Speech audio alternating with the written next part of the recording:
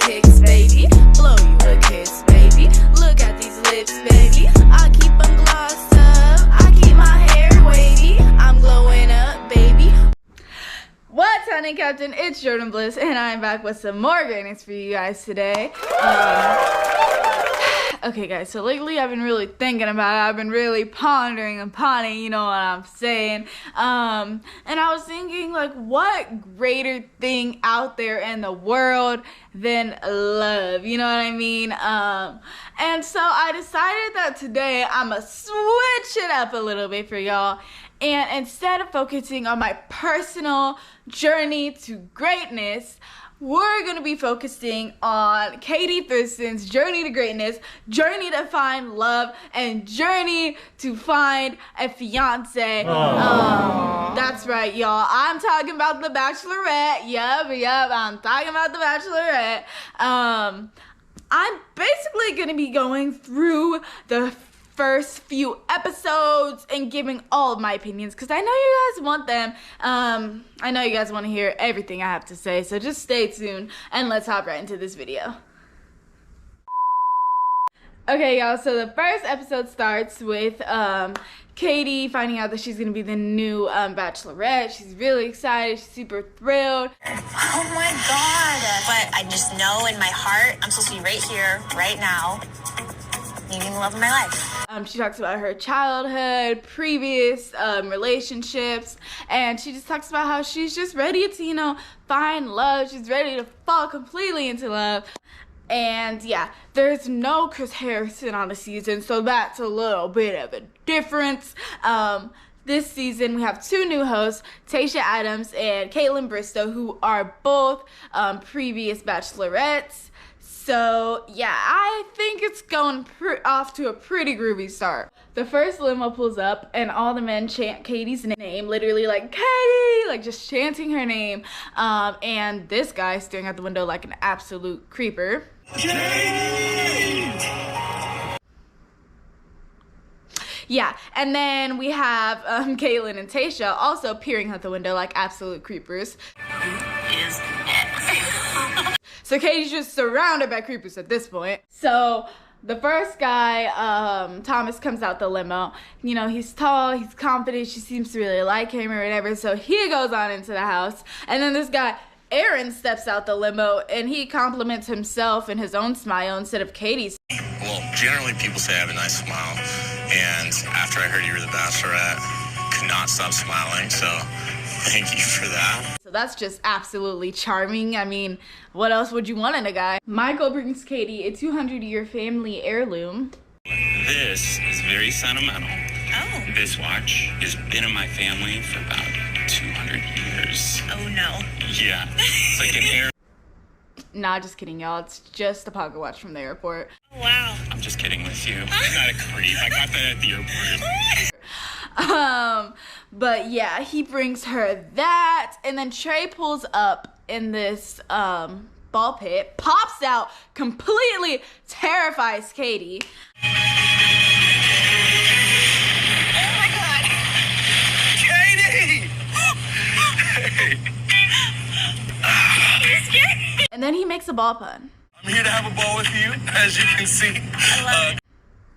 No, y'all. 2 ball puns. You're a pretty baller Bachelorette. I'm gonna be inside. Nah. 3 ball puns. So, I am having a ball right now. Limo 2 comes, another Katie chant. You know, because it's just casual for guys to just chant your name. And then this absolute cutie Greg pops out, and he's just so adorable, y'all. Hi. Hello, Katie. How are you? I hope I'm not the only one that's really nervous right now. I'm nervous, so I think we're on the same page. I'm Greg. Guys, he's so cute, he's so nervous, he's so, like, just everything you could ever want in a guy. But he looks like her ex. He looks like my ex-boyfriend. I don't know if that's good or bad. So, we'll see.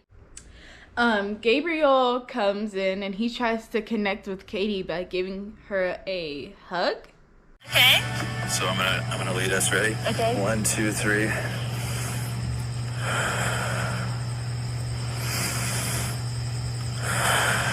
That's nice. You know, I feel pretty connected. I hope that helps calm things down a bit.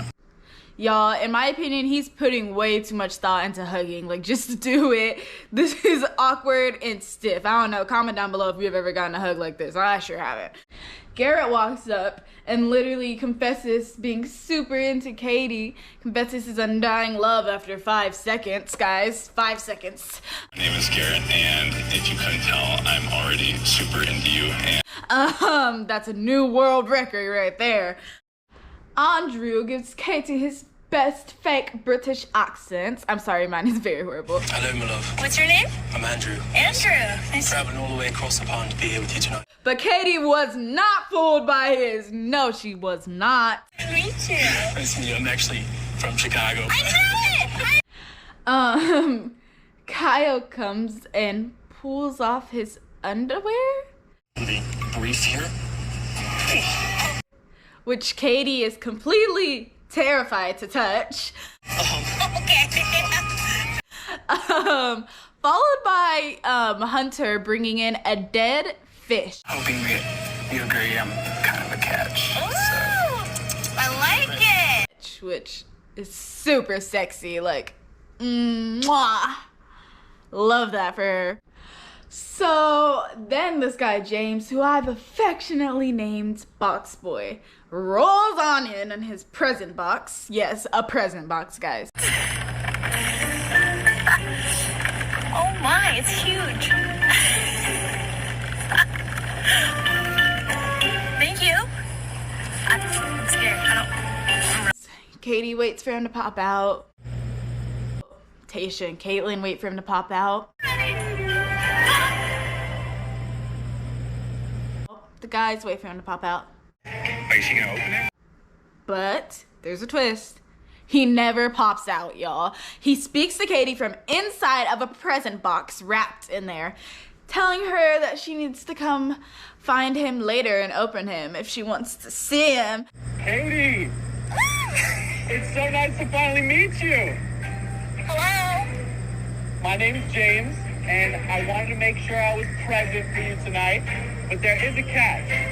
If you want to open your gift, you have to come find me inside. Is that okay?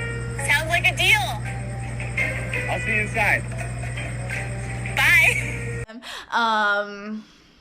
Which, I don't know. I just hope she goes to him first because he can really suffocate in there. Like, he's really risking his life for her right now. That cannot be a safe place to hang out, y'all. Like, I really just hope she goes to find him pretty soon here. I really do, fingers crossed. But he might be onto something with this strategy. It's actually pretty good if you think about it. Like, Box Boy might be onto something. Cody comes in and immediately confesses his love for someone he's been spending time with before the show. Like, is he telling her about another girl already, y'all? So there's been someone in my life these past few months that's been really helping me through these weird times. We've been intimate, we've been best friends, and it's been a shoulder cry on someone that's listened to me. And she's actually here right now. No. This man is talking about a blow-up doll. And she's here. He brought a blow-up doll onto the Bachelorette. It's a, oh gosh. It's a blow-up doll. It's not a blow-up doll. Yeah. Oh my god. Justin makes some very sexual puns about a paintbrush. Past year and a half or so, it's been really tough with all that pent up stress and frustration. Yes. Absolutely. You know, I would just stroke and stroke and stroke it out. I know we just met and all, but I mean,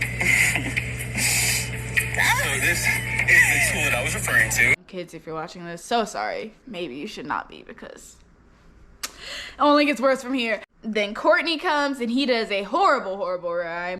Without question, you look beyond beautiful. Thank you. Like no less than a queen. Finally getting to meet you was definitely worth the quarantine. I'm glad. And Katie, I'm looking forward to this quest to spend some quality time together. Wow. I feel like this moment was right on cue. Not to sound quirky, Oh no. but my name is Courtney, Oh, with a Q. okay. So, Connor B comes dressed as a cat. and Katie absolutely loves this. Like, this is her love language. Guys in cat costumes, mwah. I think I'm in love. Comment down below if you want to be my guy in a cat costume. I feel like every girl needs one. But y'all, they roll James in. Yo, the box is here. And I'm really starting to worry about this guy at this point. He is still sitting inside of this present box. Is he still in the box? Phew, I was starting to get worried about him. Here comes Katie. She's for sure about to let him escape from the box. Because that's the only way this is gonna work. And step out of your comfort zone. Because also, this is weird. All right? So raise a glass, and we'll cheers to love. Cheers. Cheers, boys. Oh. She's not letting him out, y'all. She's just giving a speech. Oh my gosh. He's still in the box as she's giving a speech. Is he still in the box? Katie sits down to talk with Andrew. They discuss his fake accent, and Katie does her best Peppa Pig impression. I think you look dashing tonight. Oh, really? And I just want to thank you for being here. Okay. And I just hope that our connection blossoms like a rose. And Andrew pretends to like it. He's really a good guy. I'm starting to think this guy is a really good guy. Because you are so special. Guys, and then Greg is so adorable. He gives her like one of those like macaroni necklaces made from like one of his nieces. I don't know. I put in a good word with my niece. You know, she has this like long waiting list. You know, she's like really good at making these necklaces. So, Yeah. but Oh my god. well, she's 3. I'm not. That is so cute. Because he just loves his family so much, and he's so shy and so nervous and so adorable, and his little dimples are just so cute, and I just love him, and I think he's one of my favorites already. Trey takes Katie to his trunk full of fun balls, and she seems to have a connection with him. I'm having so much fun with Trey. I mean, he has such this like an energy about him, and he's so excited and just easy to talk to, and that's what I'm looking for. Justin does a good thing and a bad thing. The good thing, he paints her this very beautiful picture of roses. Wow. The bad thing, he gives her this very, very, very awkward kiss. Let me move this little decor pillow.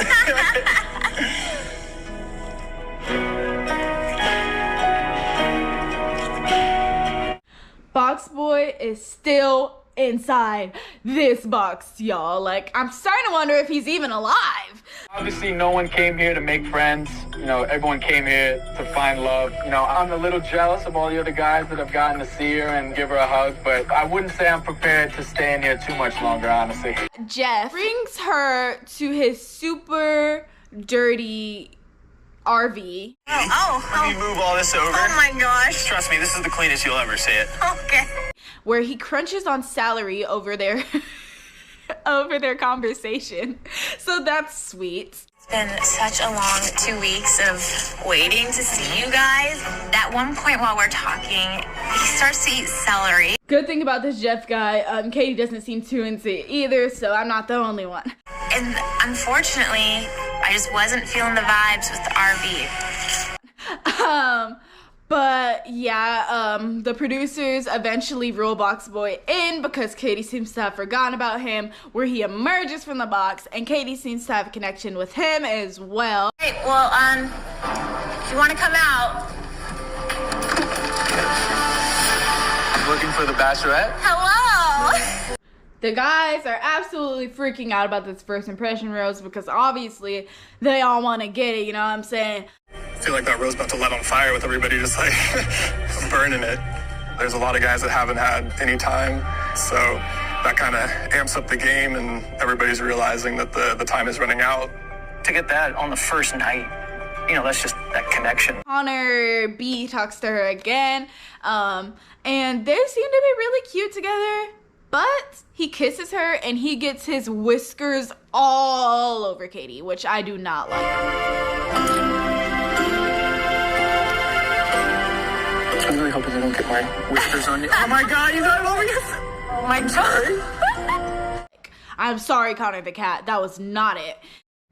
Sorry guys, it made me a little upset. Really not fond of the whole whiskers everywhere thing. Next, Michael talks to Katie, where he shares that they have something in common because they both have pets named Tommy, and he also shares that he has a 4-year-old son, so he has a little baby. I actually have a 4-year-old son, too. Really? Katie gives the first impression rose to Greg, Greg, will you accept this rose? Absolutely. which in my opinion was the absolute right choice. He is definitely the one to be. He is so adorable, so freaking dreamy, guys. I know what you guys are thinking. Jordan, do you like Greg? A little, guys, a little. But then we move on to the rose ceremony, where she sends 7 guys home that I know absolutely nothing about because I didn't see them at all on the show.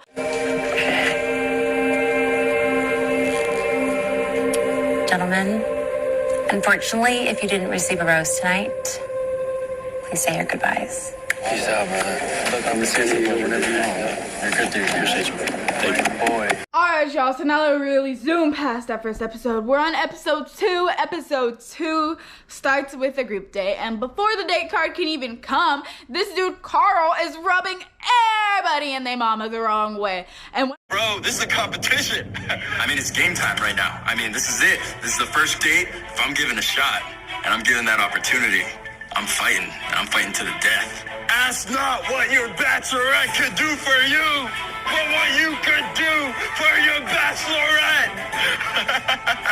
Carl has referred to this as a game, but I'm here for Katie. So please, if we can get this guy some Xanax or a muzzle, let's do it ASAP. when I tell y'all, there's something about the look in his eyes that just absolutely spooks me, guys. It just spooks me.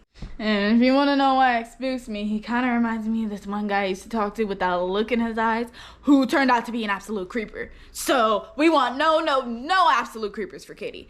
Let me just talk to you, girl. Let me save you real quick. And everybody who's on the date card goes to their date, which starts with this game. I don't really feel like these games are beneficial per se. I'd much rather her like actually talk to the guys, actually get to know the guys. I feel like these like games are just a waste of everybody's time, everybody involved, just wasting their time. So on the date, they're trying to find the greatest lover.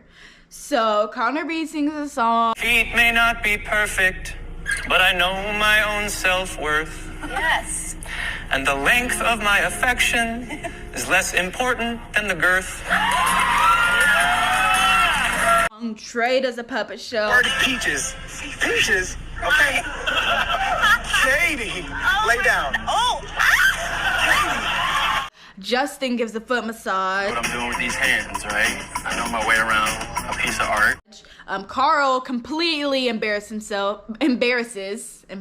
himself with this very awkward speech, To 5 things you need to know how to find the right lover in your life. which Justin is definitely not impressed by. You guys get what I'm saying? No. Mike confesses his virginity, which somehow makes him the greatest lover? That was wild. Yeah, but then Carl continues to absolutely creep me out by referring to it as a game. Tonight, my focus is I gotta get the roast. I gotta get the roast. I gotta get the roast. And by making this very, very strange noise. Katie has a connection with Thomas, who she gives the date rose to. Thomas, will you accept this rose? But I really just do not like this guy, y'all. He just absolutely rubs me the wrong way. And Carl isn't happy about this, but it's no shocker that Carl isn't happy. Thomas got the group date rose, and I am pissed. So now it is time for the very first one-on-one day, which goes to this absolute cutie, Greg. Him and Katie go fishing, where he makes a toilet out of a bucket, and they kiss on the bucket toilet.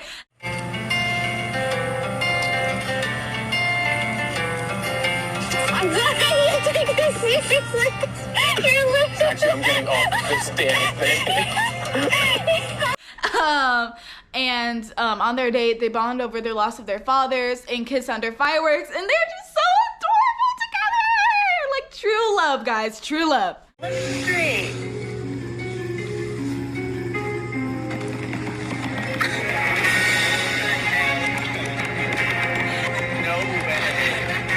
So Sorry, y'all. I was so excited. I failed to mention that he also got a rose. And so that being said, will you accept this rose? Absolutely. The second group date, the guys are assigned to mud wrestle, and Aaron and Cody are paired to mud wrestle, but something is just off here. It's too aggressive, it doesn't feel right.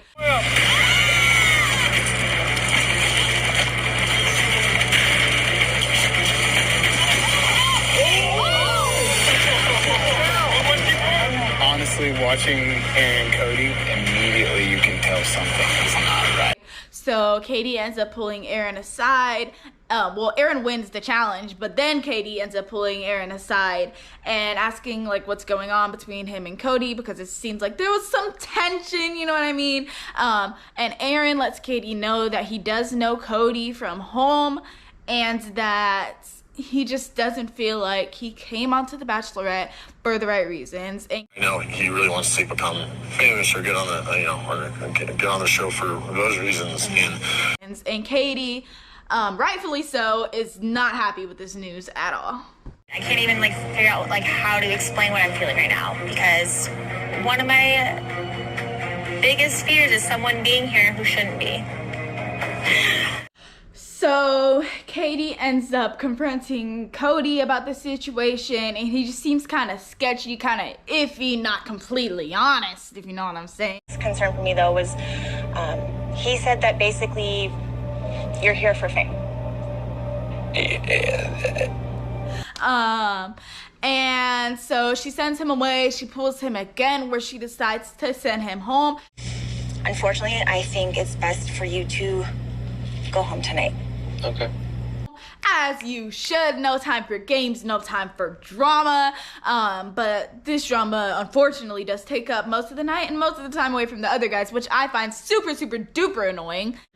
But Andrew S. does end up talking to Katie after this, where they bond over childhood struggles, and he ends up getting the group date rose. I also like him kind of, guys. Andrew, sharing the stuff that you did today meant a lot, and I didn't know that we'd connect the way that we did. Tonight, my rose is gonna go to Andrew. So Andrew, will you accept this rose? Well.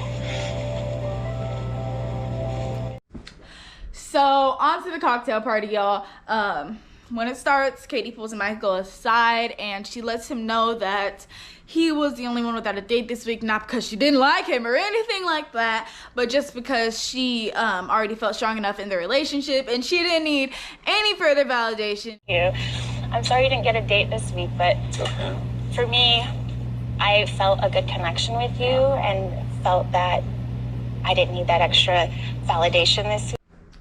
Then Carl randomly decides that there could be some guys there for the wrong reasons.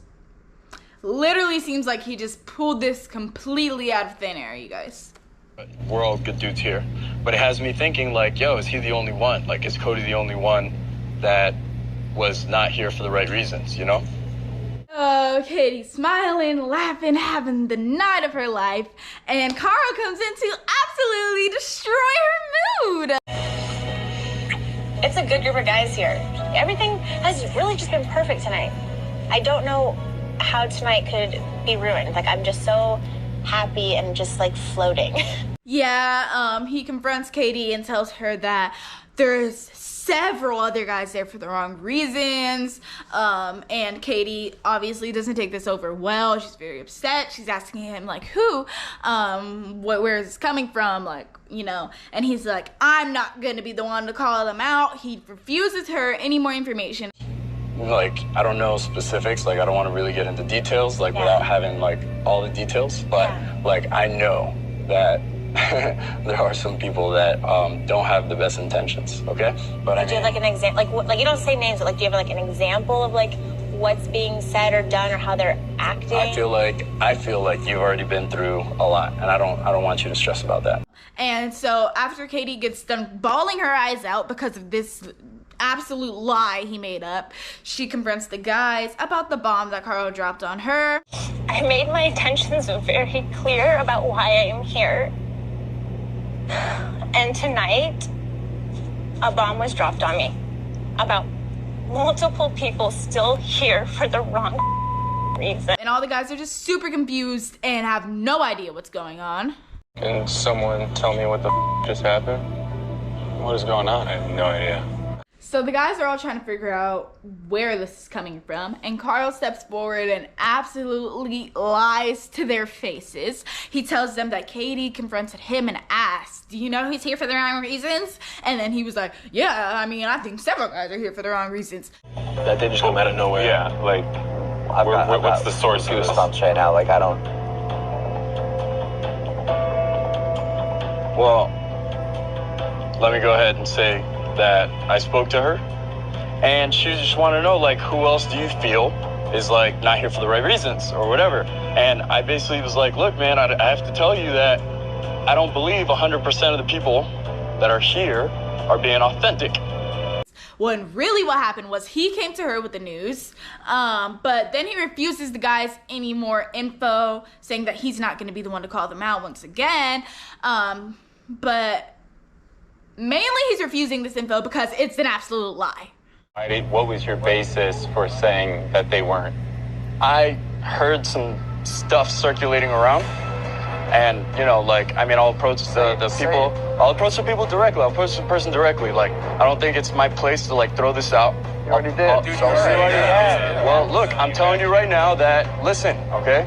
Listen, I want to give the person a chance to basically come forward and, like, fess up and, like, yo, talk about what the f*** is going on. Carl just whipped this out of his butt crack, and then the guys are livid at him at this point. They're like, how disrespectful of this dude, rightfully so. And then Carl still refusing to name any names because, once again, he's making this up. Come out and say it right now. We don't know who it is. Yeah, we don't know who it is. The person knows who it is. Why don't you just come out and say it? So episode 3 really starts off with the drama. Lift off with Carl. You know, the guys are all screaming at him. You've caused enough problems tonight. You've done enough. Yeah. Katie's in tears. Justin makes this face. I have no one to put on. Then Katie comes in and announces that she's going to end the cocktail party. I'm not going to give any more time to anyone else tonight. We're just going to go straight to the rose ceremony. So that being said, I'll just see you guys later. And then Justin makes this face. Oh, God, bro. Then Carl gets mad that all the guys are upset with him, obviously, and then starts shadowboxing like dude is full on. So if you want to come at me, come at me. Like, this is it. You came here for the wrong reasons. And the guys are disappointed, and the rose ceremony begins. So Katie starts handing out roses. She gives the rose to Mike P. Mike P, shout out to this guy, tells Katie that Carl is lying to her, and that they all feel like that as a unit. This isn't something that we want to do right now because of what you've gone through. But we feel as a unit, it's our job to protect your heart. And we've come together in solidarity that we think that, unfortunately, what Carl said wasn't the truth. Katie asks if everyone feels the same way. Everyone nods, and Katie walks out. Do you all feel the same way?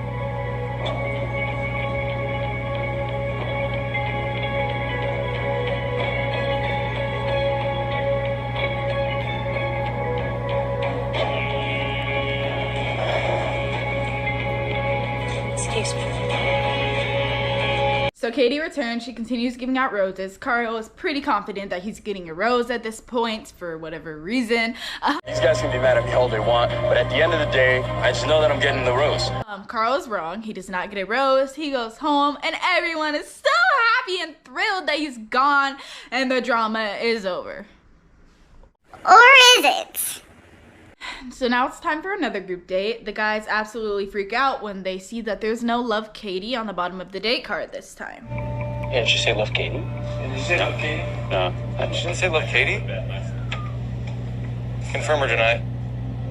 There's a ... at the end. So the guys walk into the group date where they see Nick Vale and a room with a bunch of chairs in a circle.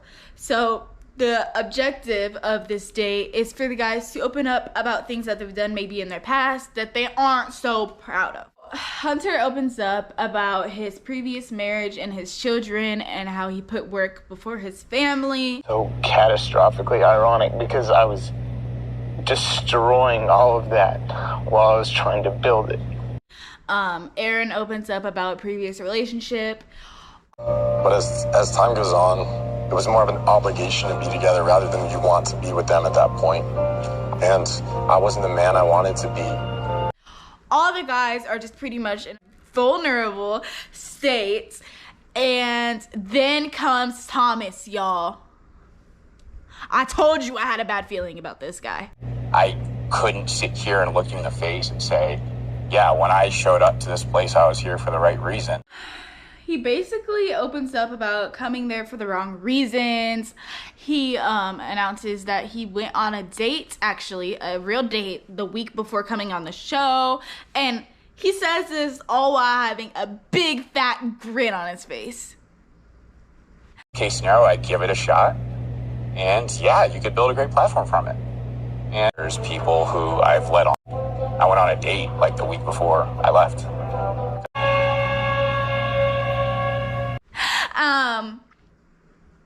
Yeah. But then Connor B talks about one of his previous relationships, and how he struggled with alcohol abuse and how he cheated. And then I went to a party and I got more drunk and I got high and I ended up cheating on her. And Katie shares a very personal story about sex. And I was involved in a situation where there wasn't consent. So at the cocktail party, moving to the cocktail party, Thomas avoids all of the questions that he just told Katie to ask him.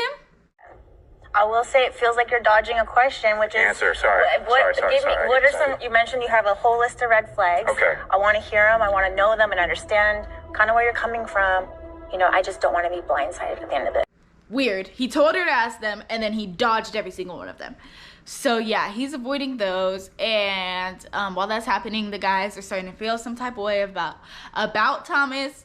They're in not a good type of way either. Like, they're starting to think this dude is here for the wrong reasons. He's not for Katie, you know what I'm saying? I don't know what it is, but it's just like an intuition that something's not quite. Who, Thomas? Yeah. I can't even imagine Katie being Thomas's type. You know, talking about Thomas, coming in with the intentions of building your platform, right? And then having such a major shift to suddenly realizing you're here for love.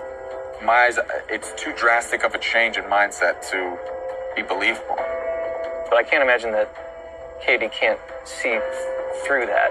Then, after wasting Katie's time by avoiding all of her questions, Thomas decides that he's gonna go interrupt Aaron and Katie's time. So he slithers in, interrupts Aaron's time with Katie for a second talk when somebody hasn't gotten there first, which, if you don't know, is a big no-no on this show. So the guys are all super upset. Literally, guys, when he came in, he just stood there the whole time. So not only was Aaron's time with Katie interrupted, but it was super uncomfy and awkward the whole time because Thomas was pacing back and forth during their conversation behind them. Yeah. It was like the biggest wake-up call in my life. Yeah.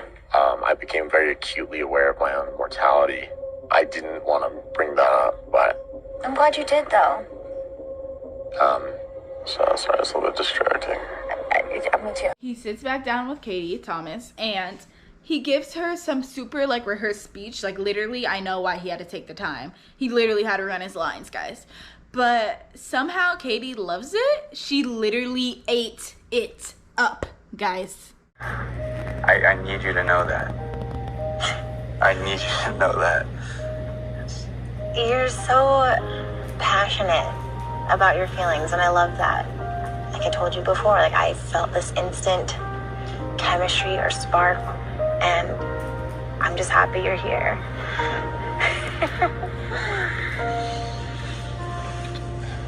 when Thomas returns from his conversation, he announces to the men that he has told Katie that he's just falling in love with her, and everybody is super annoyed because obviously this dude is manipulative at this point. I told her that I was falling in love with her. And I told her that I was afraid because of how things are progressing. Why he would think a room full of men that were already angry at him about Katie would want to know that he told Katie he's falling in love with her? No idea. But yeah, so he tells him that all the guys are super annoyed. Connor B gets the date night rose. That's my little cat right there. He gets the date night rose.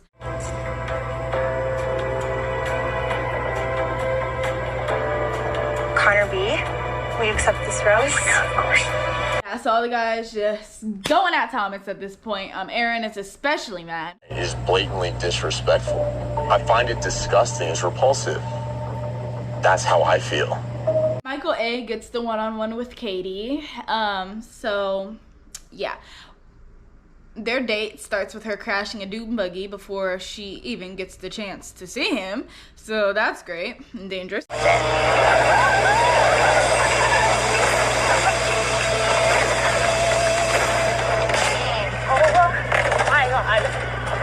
In spite of the accident, they go dune buggy riding and they have a great time together. They have a really good connection. Seems pretty strong, pretty solid.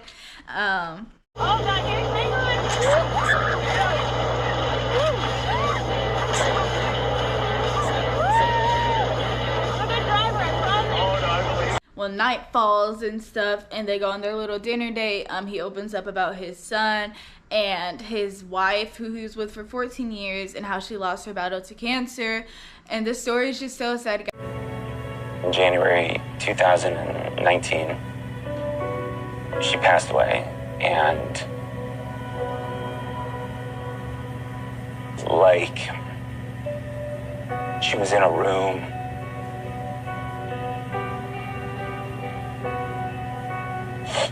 full of people she loved.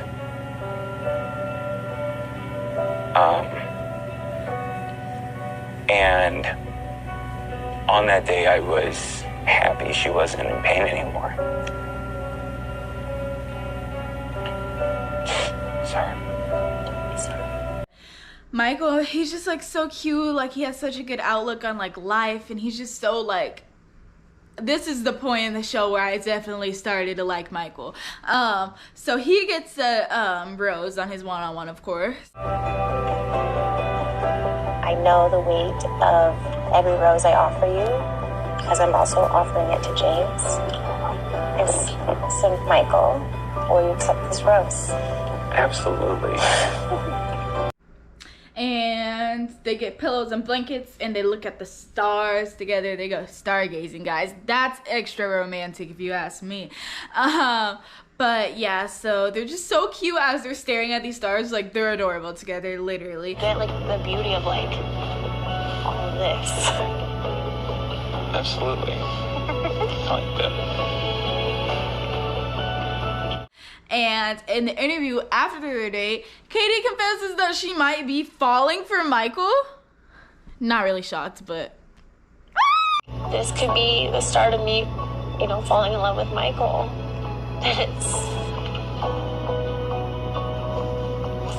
so unexpected. Meanwhile, at the house, Thomas is a big old topic of discussion. The guys do not like this dude. They want him out the door. Ow. They want him out the door, guys. They don't like him. He interrupted Aaron and he said he has something really important to tell her. And he said that, I'm 100% falling in love with this woman. He said that phrase to you? Or to who? I heard him say, I am 100% falling in love with this woman. He has changed that story twice now and told so many different people said that he did not. Hunter makes this noise before confronting Thomas. And they're all just sitting there, and Hunter asks Thomas if he has ever, thought about being the Bachelor as a result of being on Katie's season of The Bachelorette. So is that your answer? Yes, you were thinking about being the Bachelor. Is that what you're saying? And he says yes. I can't be disingenuous with you guys, and I'm not going to be. Yes, coming into this, one of the thoughts on my mind was potentially being the next Bachelor. So Justin makes this face. And all the guys are just very upset. They're fury at this point, and I feel them, you know what I'm saying? I feel them. I'm over it, like, for me. Because you've been so good at the manipulation. I gotta give you credit, man. You've really done a good job. All the guys start to worry that if Katie was to find out that someone else was here for the wrong reasons, she might just completely have had it up to here and just give up on all of them. So they worry about her reaction when she finds out. I'm very worried that Katie's gonna be scared and nervous and walls are going up. It's hard for her to even believe anything anyone's saying now. And this is where the episode just ends.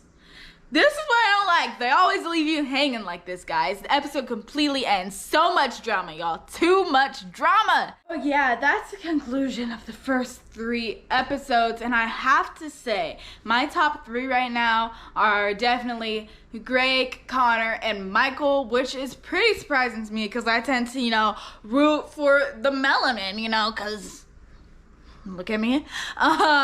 So to all my melanated brothers out there, you gotta step in your game. You know, I'm trying to root.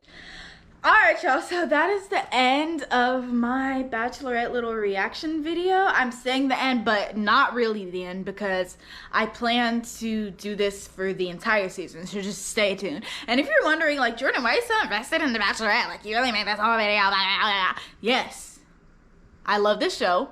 Me and my mom watched the show, and we just find it super hilarious. That's a reference from another show that we recently watched. Comment down below if you can figure out what show it is. But yeah, so we find it funny. I decided to do a video on it, share it with y'all, know what I'm saying? So now we can all experience Katie's journey to love, not just me and my mom. So if you wish to see the rest of this season, because I know you're totally intrigued at this point, hit that notification bell so you can see when I put the next episodes, videos out. Because that's the only way you're going to find out, along with other great posts that I have coming for you guys. And also, if you would like to see me do more videos like this with like different shows, let me know in the comment section down below because I'm always willing to do those. Like, I don't know, I was thinking like maybe like a Big Brother one, like any other type of series that's like reality TV. So let me know in the comment section down below. I'm always open to those. And also don't forget to like, comment, subscribe, and come back to be here with me again tomorrow. Until next time, Jordan Bliss, baby. Look at my kings, baby. I'm getting rich, baby. Let's all make hits, baby.